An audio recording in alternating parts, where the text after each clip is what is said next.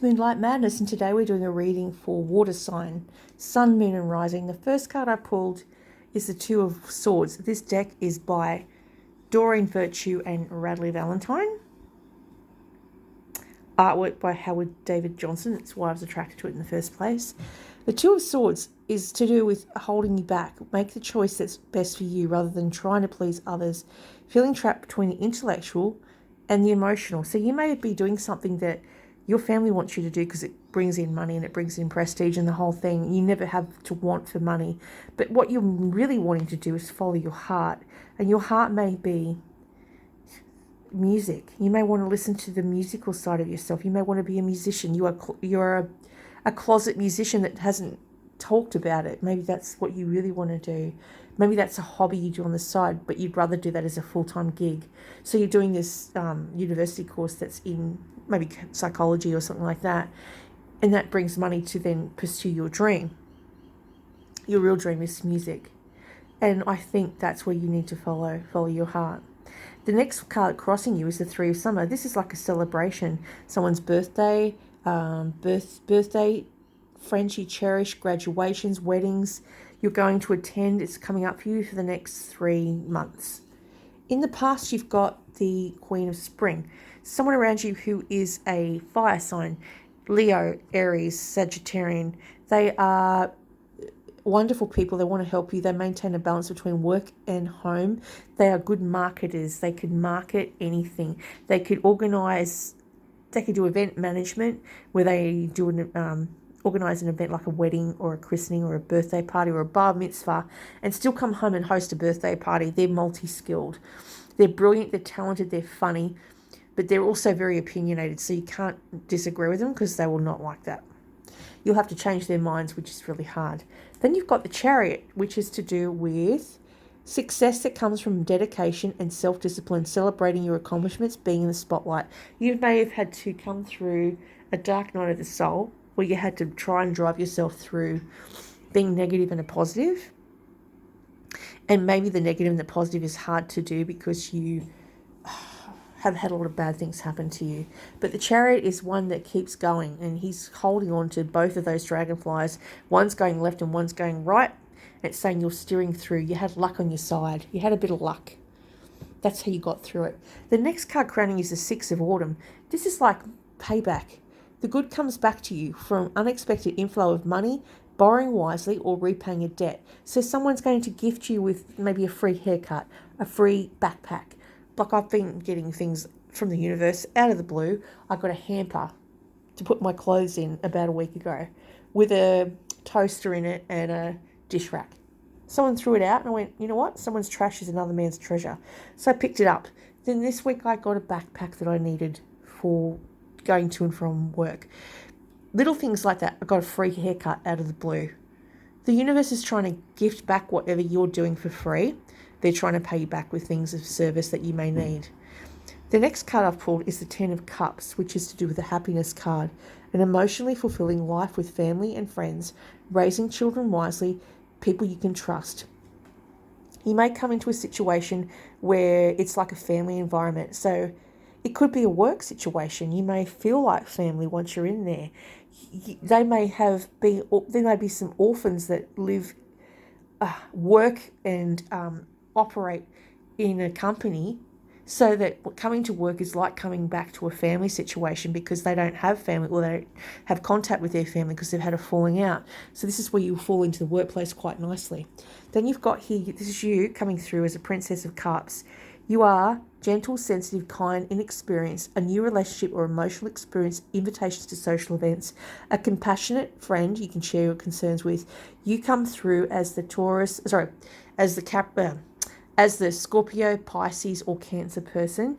You are a gold medal winner when it comes to writing poetry, reading books. You are very romantic. You like romantic scenarios. What's around you? A motherly figure, an empress figure. Time to take action, the power of creativity, success that allows you for a life of luxury. You have a Taurus around you. And I've got that confirmed with the card up here, which is the Prince of Autumn. That says it's a younger Taurus, or a guy or a girl that acts younger than what their chronological age is. They are very nurturing. When you love a Taurus, you love them with food. You gift them with food. You buy them beautiful cake. You make them a nice dinner. They like candlelit dinners, romantic walks on the beach, romantic books, flowers, chocolates. That's a Taurus. Cooking, cleaning, showing love through affection, through romantic gestures, Valentine's Day type people. They're very nurturing. They're very creative. You may have someone that likes you who's creative like you, who may be gifted with music. They may be musicians. They could be poets. They could be actors. They could be artists. They could be anyone that's creative. Then you've got here around you is the need for sleep. You just struggle with sleep. The Four of Swords is a need of rest, solutions that come from meditation, the need for sleep or a vacation. And when you have a sleep, and you've got here the pine cones, it's talking about illuminating what's going on when you're asleep. You'll find out in your dreams. You'll be drawn to it like a magnet because you're psychic, and you'll get shown what you need to fix or work on in the future. Then we've got the Two of Cups. This is a new love, falling in love or making a serious commitment to someone. Forgiveness and the resolution of a problem. Don't give up. Your relationship can be healed. And then we've got the Wheel. It's a fated union. You were meant to meet this person. It could actually accelerate in 1 calendar year. There could be travel involved with this new relationship. You may have to travel to meet them. They may live in another country. Or you may get a new car. And then you've got there, as I said, the Taurus card, because you've got the Empress. So it's a Taurus card, Prince of Autumn, who's younger than you or may come across younger, dependable, protective, chivalrous, humorous, cautious but wise. He makes moves that are very slow moving. He's sitting on his leaf. He's floating down the river. He's not pushing the river. He's not an action card. He's sitting and pausing and thinking, contemplating. He's got an amazing brain. There's his orb. That's his brain. It's huge and it's off the spectrum. He may have special needs. He may have autism. He may have things that not many people have, and abilities that most people would say are off the charts, and they are expressed through art or music. That's what I have for you for air signs 2023 September. Hope this is helpful to someone. Sorry, I have forgotten my oracle cards. So we've also got the Ghostland 17.